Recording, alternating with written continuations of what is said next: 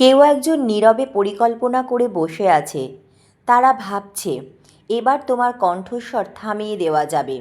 তারা বিশ্বাস করে তোমার সত্য, তোমার সাহস সব কিছু চাপা পড়ে যাবে অন্ধকারের নিচে। কিন্তু মহাবিশ্ব আজ একদম পরিষ্কার বার্তা দিচ্ছে, তোমার কণ্ঠস্বর থামানোর জন্য নয়, আরও জোরে শোনানোর জন্যই এই সব কিছু ঘটছে। তুমি হয়তো লক্ষ্য করছো হঠাৎ করে কিছু মানুষ দূরে সরে যাচ্ছে, কিছু পরিস্থিতি তোমাকে চুপ করিয়ে দিতে চাইছে, কিন্তু অন্যায় তোমার সত্যকে ঢেকে দিতে চাইছে। এগুলো কোনো কাকতালীয় নয়, এগুলো হলো এক ধরনের এনার্জি টেস্ট, যেখানে দেখা হচ্ছে তুমি নিজের সত্যের পাশে দাঁড়াতে পারো নাকি। ইউনিভার্স বলছে যারা তোমার কণ্ঠস্বর থামাতে চায় তারা আসলে তোমার শক্তিকে ভয় পায়, কারণ তোমার কথার মধ্যে এমন এক কম্পন আছে যা মিথ্যা, প্রতারণা আর অন্ধকারকে ভেঙে দিতে পারে। তুমি চুপ হয়ে গেলে অনেক সত্য চুপ হয়ে যাবে, তুমি থেমে গেলে অনেক অন্যায় জিতে যাবে। কিন্তু মনে রেখো, তোমার কণ্ঠস্বর শুধু শব্দ নয়, এটা তোমার শক্তি, এটা তোমার আত্মার প্রকাশ, এটা তোমার অস্তিত্বের ঘোষণা। যত বেশি তারা তোমাকে থামাতে চাইবে তত বেশি মহাবিশ্ব তোমাকে সামনে ঠেলে দেবে। এখন সময় এসেছে নিজের সত্যকে লুকিয়ে না রেখে নিজের কণ্ঠস্বরকে আরও দৃঢ়ভাবে প্রকাশ করার। যারা তোমার কণ্ঠস্বর স্তব্ধ করতে চেয়েছিল তাদের সামনে খুব শীঘ্রই তুমি প্রমাণ করবে তুমি থামার জন্য জন্মাওনি, তুমি শোনার জন্যই এসেছো। কেউ যেন নীরবে শপথ নিয়েছে, এইবার তোমার কণ্ঠস্বর থামাতেই হবে। তোমার সত্য, তোমার উপস্থিতি, তোমার প্রভাব সব কিছু যেন তাদের জন্য অস্তিত্বের কারণ হয়ে উঠেছে। কিন্তু এখানে একটা বড় ভুল তারা করে বসেছে। তারা ভেবেছে তোমার কণ্ঠস্বর মানে শুধু তোমার কথা বলা, কিন্তু তারা বুঝতে পারেনি তোমার কণ্ঠস্বর আসলে এক ধরনের ফ্রিকোয়েন্সি, যা শুধু শব্দে নয়, তোমার চিন্তা, তোমার এনার্জি, তোমার উপস্থিতির মধ্যেও ছড়িয়ে পড়ে। তাই তারা যখন তোমাকে চুপ করাতে চায় তারা আসলে তোমার পুরো অস্তিত্বটাকেই দমিয়ে দিতে চায়। এখন তোমার জীবনে যে বাধা, চাপ, ভুল বোঝাবুঝি, হঠাৎ করে মানুষের বদলে যাওয়া, এ সব কিছুই একটা র্যান্ডম প্রবলেম নয়, এটা একটা স্পিরিচুয়াল প্রসেস জোন, যেখানে তোমাকে ঠেলে দেওয়া হয়েছে যাতে তুমি বুঝতে পারো তুমি আসলে কতটা শক্তিশালী আর তোমার সত্য কতটা অটুট। ইউনিভার্স তোমাকে বলতে চাইছে যারা তোমাকে থামাতে চায় তারা তোমার বিরুদ্ধে নয়, তারা তোমার অ্যাওয়াকিংয়ের অংশ। কারণ যখন তোমার ভেতরে শক্তি জেগে ওঠে তখন প্রথমেই তোমার চারিপাশে অস্থিরতা তৈরি হয়, পুরনো সম্পর্ক ভেঙে পড়ে, মিথ্যা মুখোশগুলো খুলে যায়, আর যারা তোমার আলো সহ্য করতে পারে না তারা নিজেরাই দূরে সরে যায় অথবা তোমাকে থামাতে চায়। তোমার কণ্ঠস্বর থামানোর চেষ্টা আসলে একটা সাইন তুমি এমন কিছু বলার জন্য তৈরি হচ্ছ যা অনেকের ভেতরে অন্ধকারে আলো ফেলবে। তুমি যদি সাধারণ হতে কেউ তোমাকে থামাতে আসতো না, তুমি যদি দুর্বল হতে কেউ তোমার বিরুদ্ধে পরিকল্পনা করতো না। এই সময় তুমি অনুভব করতে পারো নিজেকে একা, নিজের কথার উপর সন্দেহ, কথা বললেও কেউ বুঝছে না। এই ফেজটাই সবচেয়ে গুরুত্বপূর্ণ, কারণ এখানে তোমাকে শেখানো হচ্ছে বাইরে স্বীকৃতি ছাড়াই নিজের সত্যে দাঁড়ানো, চুপ করিয়ে দেওয়ার মাঝেও নিজের ভেতরের কণ্ঠ শুনতে পাওয়া। যেদিন তুমি বুঝবে তোমার কণ্ঠস্বর কারো অনুমতির ওপর নির্ভর করে না, সেই দিন থেকেই খেলা ঘুরে যাবে। তুমি আর জোরে চিৎকার করবে না, তোমার উপস্থিতিই যথেষ্ট হবে। তোমার এক একটা শব্দ মানুষের মনে ঢেউ তুলবে। মহাবিশ্ব বলছে চুপ করানোর এই প্রচেষ্টা তোমার শেষ নয়, এটা তোমার অ্যাম্প্লিফিকেশন ফেজের শুরু, যেখানে তোমার কণ্ঠস্বর আগের চেয়ে হাজার গুণ শক্তিশালী হবে। যারা তোমাকে থামাতে চেয়েছিল তারাই তোমাকে শুনতে বাধ্য হবে, আর তুমি বুঝতে পারবে তোমাকে থামানো কখনোই সম্ভব ছিল না।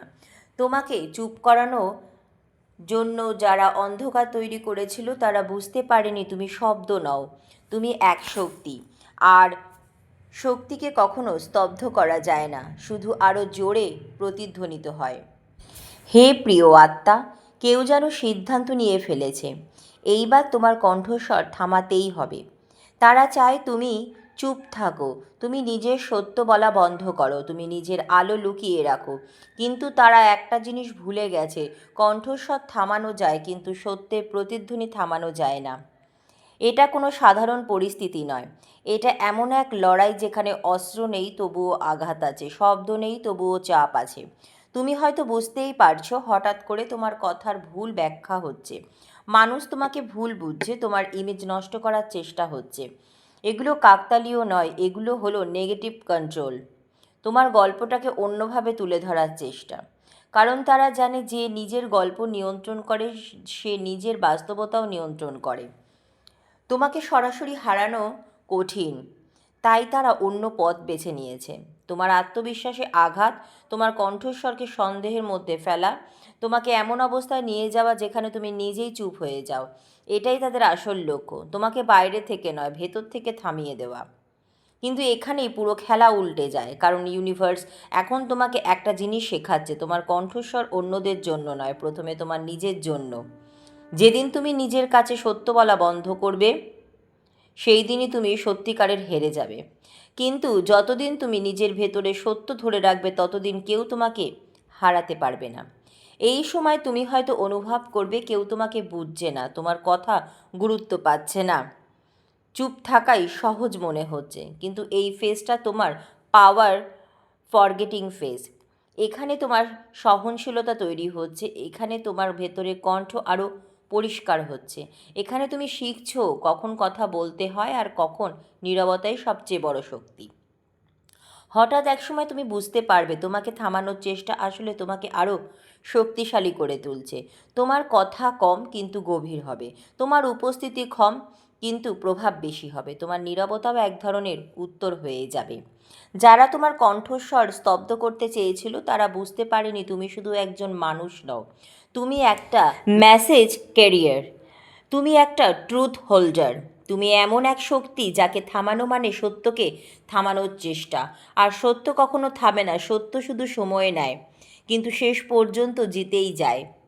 তোমাকে চুপ করানোর জন্য তারা অনেক কিছু করবে কিন্তু তারা জানে না তুমি যখন চুপ থাকো তখনও তুমি হারাও না, কারণ তোমার নীরবতাও একদিন এমনভাবে গর্জে উঠবে যে তাদের সমস্ত শব্দ মিলিয়ে যাবে তোমার একটাই সত্যের সামনে। হে প্রিয় আত্মা, কেউ যেন চুপচাপ ঠিক করে ফেলেছে এইবার তোমার কণ্ঠস্বর থামাতেই হবে। কিন্তু তারা সরাসরি কিছু করছে না, তারা জানে সরাসরি আঘাত করলে তুমি লড়বে, তাই তারা অন্য রাস্তা নিয়েছে। তোমার চারিপাশে মানুষ, পরিস্থিতি আর পারসেপশনকে বদলে দিচ্ছে।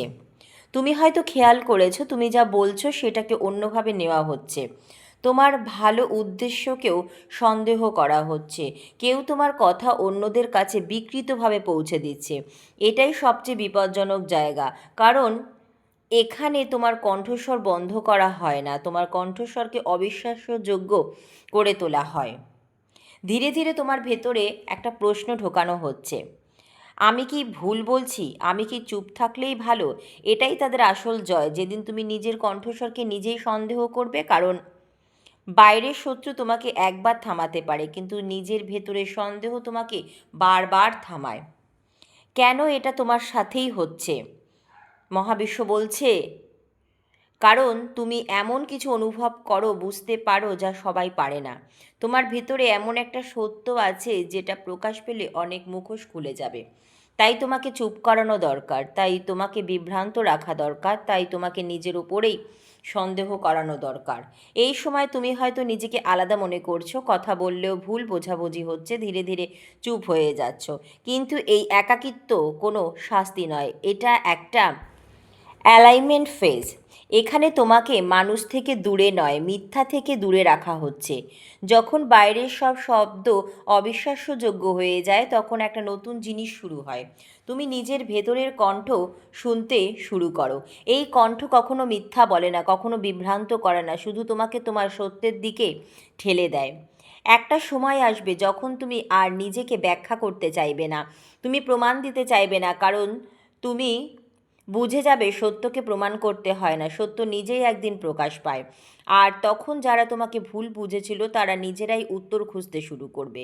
তোমাকে চুপ করানো এই পুরো খেলাটা আসলে তোমাকে থামানোর জন্য নয়, তোমাকে এমন জায়গায় নিয়ে যাওয়ার জন্য যেখানে তুমি আর কারো অনুমতি প্রয়োজন বোধ করবে না। হে প্রিয় আত্মা, তারা তোমার কণ্ঠস্বর থামাতে চেয়েছিল, কিন্তু তারা জানতো না তোমার আসলে শক্তি তোমার শব্দে নয়, তোমার আসলে শক্তি হলো তুমি যখন নিজের সত্য জানো তখন পুরো পৃথিবী চুপ হয়ে গেলেও তুমি নিজের ভেতরে কখনো নীরব হও না।